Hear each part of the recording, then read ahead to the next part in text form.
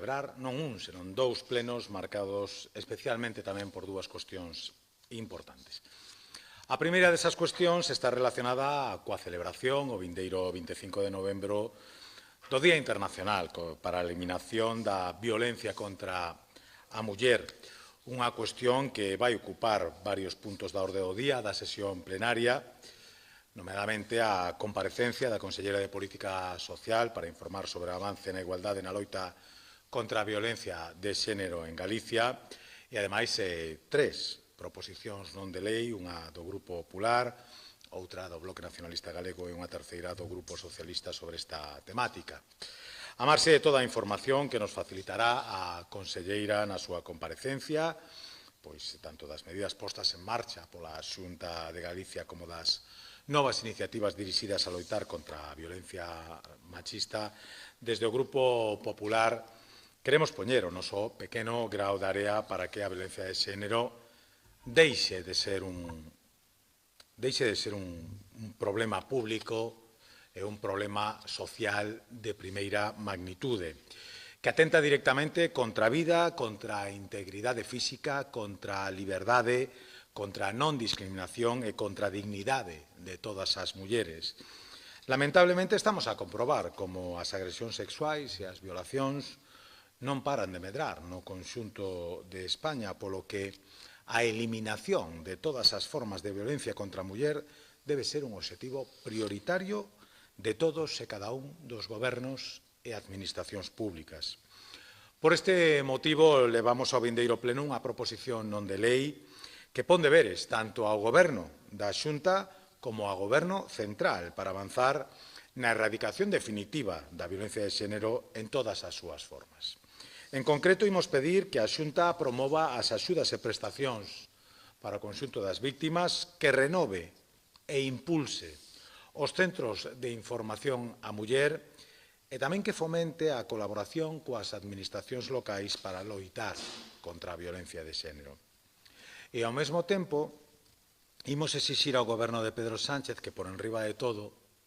mellore os sistemas de protección ás mulleres víctimas de violencia de xénero,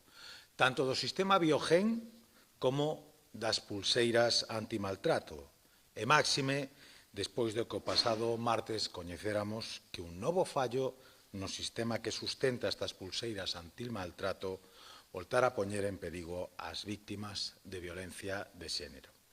Resulta intolerable que, menos de 2 meses despois de que se tivera coñecemento a través da Fiscalía do Estado de fallos no sistema de pulseiras antimaltrato, as víctimas volveran a quedar desprotexidas ao rexistarse un novo problema. E todo isto sen que ata o momento ningún responsable do Goberno de Pedro Sánchez asumira responsabilidade algunha sobre estes fallos e continúen campando as súas anchas polo Ministerio de Igualdade, totalmente alleos ás preocupantes situacións comprometidas e de perigo que tuveron que vivir estas mulleres neses momentos de apagón deste sistema de alerta. E nos preguntamos, onde están eses colectivos feministas tan próximos ao socialismo e ao nacionalismo galego, tan fieros cando se trata de criticar erros do goberno galego e agora tan calados ante estes alarmantes fallos no sistema de protección das mulleres víctimas de violencia de xénero? Onde están? Porque estamos á espera de que abran a boca, aínda que sexa baixiño para pedir responsabilidades políticas por estes fallos, pero, parece claro, non se atreven ou non están autorizados para volverse en contra dun goberno que apoian fielmente coa boca pechada e sen ningunha crítica ao respecto de todos estes temas. Dende o Grupo Popular consideramos moi preocupante esta situación de indefensión das mulleres e exiximos que desde o Goberno de España se traslade de inmediato a Galicia información precisa sobre as consecuencias destes fallos nas pulseiras antimaltrato. Ao tempo que pedimos a dimisión ou o cese inmediato da ministra de Igualdade e de todo o seu equipo, que amosaron a súa ineptitude para defender as mulleres, non só amosando unha incapacidade preocupante para evitar novos fallos no sistema das pulseiras, senón tamén mantendo vixente unha lei, a do só sí e sí, que liberou da cadea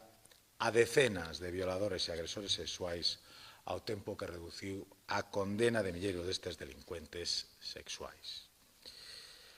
Pero falábamos da vindeira semana plenaria e non podemos esquezar que o luns terá lugar o pleno no que se procederá ao debate de totalidade dos orzamentos da Xunta para o ano 2026. A lei máis importante entre todas as que se poden aprobar ao longo dun ano nun Parlamento en contra do que poida pensar ou defender o señor Pedro Sánchez,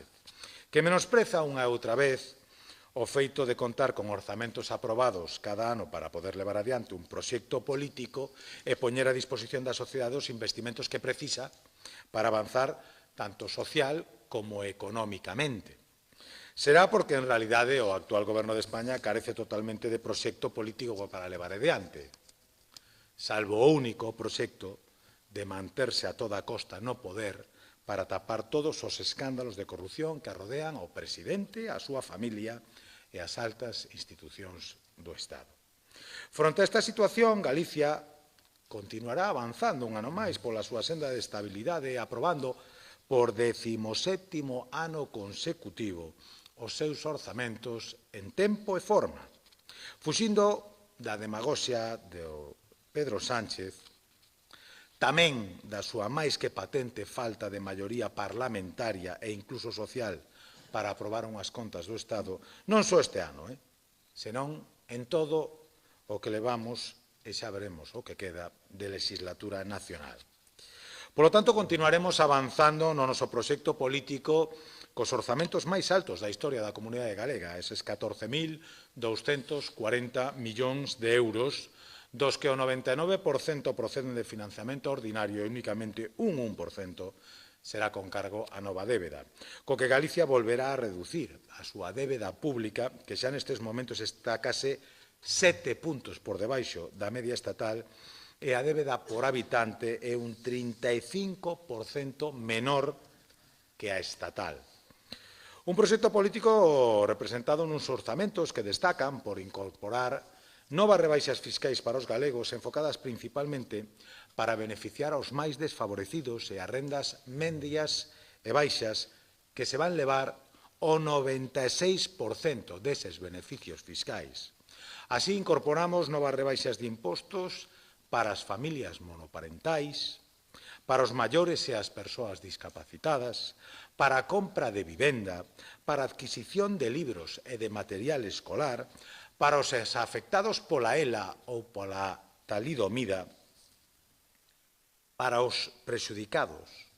pola vaga de incendios forestais deste verán, que estarán liberados de tributar no tramo autonómico polas axudas que reciban e gozarán de outros beneficios nos impostos de doazóns, de patrimonio ou no pago de taxas. E todas estas novas rebaixas se van a sumar as xa existentes para as familias con fillos ou numerosas, as sucesións para familiares directos ou a exención de impostos no rural galego. Colectivos todos estos que a oposición califica xenéricamente como os ricos e que nos pensamos que é de xustiza que reciban esas rebaixas fiscais para aliviar o seu día a día. Unhas rebaixas de impostos que, por desgracia, non veñen acompañadas con medidas semellantes adoptadas polo Goberno central, que non nos desanima para poñer en riba da mesa propostas que beneficien a sectores específicos da nosa sociedade. E por iso, en concreto, dende o Grupo Popular imos demandar, e para iso xa temos rexistrada unha iniciativa neste Parlamento galego, sobre unha cuestión que consideramos de pura lóxica e de xustiza social. Pedimos que o Goberno central equipare en termos do imposto sobre a renda as parellas de feito legalmente constituídas cos matrimonios. E explícome. Neste momento, en Galicia, as parellas de feito están equiparadas aos matrimonios á hora de beneficiarse das rebaixas fiscais establecidas pola Xunta tanto no imposto de sucesións e doazóns como no imposto de transmisións patrimoniais e actos xurídicos documentados, así como no acceso á pensión de viudez, entre outras ventaxas. Porén, no que respecta ao imposto sobre a renda, un imposto, recordemos, que é estatal, as parellas de feitos en vínculo matrimonial non poden formar unha unidade familiar. Polo que, paradóxicamente, estanse dar situacións nas que unha parella de feito con fillos, un dos membros pode facer unidade familiar con eses fillos e outro membro debe declarar de xeito individual, porque a Administración tributaria non recoñece esa unión. E dende o Grupo Popular consideramos que esta situación debería ser corrixida de inmediato, e tomando como referencia o que xa ofrece a comunidade galega, equiparar a todos os efectos as parellas de feito cos matrimonios. De xeito que se respeten os dereitos de todos os cidadáns a elixir a súa forma de convivencia e que non existan esas diferencias discriminatorias a efectos económicos e familiares. Esperamos que esta demanda xusta e lóxica non atope atrancos por parte dos grupos da oposición no Parlamento galego para que chegue ao Goberno central e ao Parlamento co respaldo unánime de todos os galegos e as parellas de feito pois poidan gozar exactamente dos mesmos beneficios fiscais dos que xa gozan os matrimonios, alo menos en Galicia. Agardamos que isto poda facerse realidade porque creo que suporía un beneficio claro no día a día, na cotidianidade desas familias que simplemente elixiron recoñecerse xurídicamente de outra maneira, neste caso como a de parella de feito. Ogalla que se faga realidade e pola miña parte non teño moito máis que engadir, simplemente xa poñerme á súa disposición por si consideran pertinente facer algunha pregunta sobre este ou outros temas.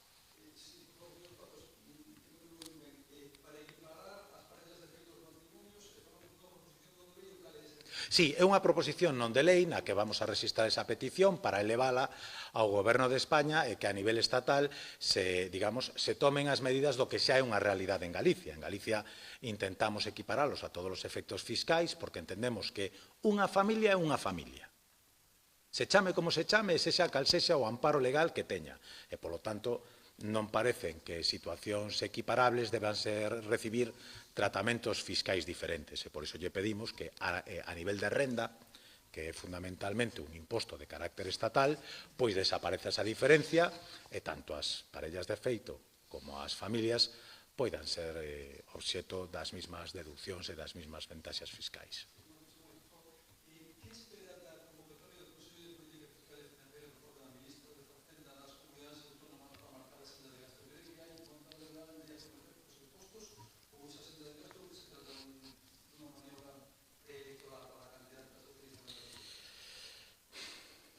Usted me pregunta o que espero.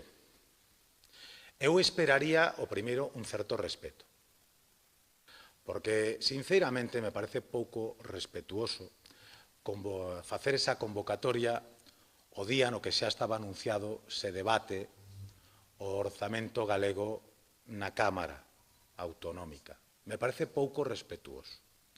Dito cual, por suposto, pois intentaremos cubrir ambos flancos, comprenderá todo o mundo, espero que tamén o Goberno de España, que o Conselleiro de Facenda pois debería de estar no Parlamento defendendo os orzamentos e, polo tanto, pois intentaremos, estou seguro que o Goberno procurará que exista a mellor representación posible para acudir a esa convocatoria, non? Eu, sinceramente, me parece que estamos ante un trampantoxo, ante un intento de defender algo que saben que non vai poder ser, porque este goberno Sánchez creo que empeza a parecerse preocupantemente a un avestruz, empeñado permanentemente en agochar a cabeza ante a realidade. E a realidade é que a maioría da que dispuxo en algún momento para intentar sacar adiante leis, en este caso a lei de orzamentos, non existe. Hai un pronunciamento claro e contundente por parte dos distintos grupos que fai imposible que saia adiante ese orzamento. Por lo tanto, creo que estamos ante unha ficción, non? E ante un anuncio que xa se fixo en anteriores anos e que finalmente non se materializou. Eu o que lle pediría a este goberno é que, se polo menos vai ser incapaz de sacar adiante o seu propio proxecto orzamentario, tivese o respeto mínimo polas súas obrigas e facilitase en tempo e forma os datos para que todas as comunidades que sí temos intención de aprobar o noso orzamento o puderamos facer cos datos mínimos que nos ten que facilitar o Goberno e non como aconteceu este ano, que a Xunta tuvo que facer as súas propias estimacións porque o Goberno foi incapaz e nos convoca o día en que vamos a debatir o noso orzamento o debate de totalidade do noso orzamento en Galicia a unha xuntanza que se tiña que celebrado no mes de abril. É pouco serio. E dá boa conta do respeto que ten este goberno polas súas obrigas e polas obrigas dos demais. En todo caso, lle recordo a todos que non temos aprobado nin teito de gasto, nin senda fiscal, e que o orzamento xa fai varias semanas que a nivel estatal tiña que estar iniciado para poder cumplir con esa obriga constitucional de presentalo antes de que remate o ano ante o Congreso dos Diputados, algo que xa sabemos que non vai acontecer. En fin, unha mostra máis de que en España o que hai é un supervivente e non un presidente do goberno propiamente dito. Algúna outra cuestión? Non? Pois moitísimas gracias e supoño que nos veremos no pleno.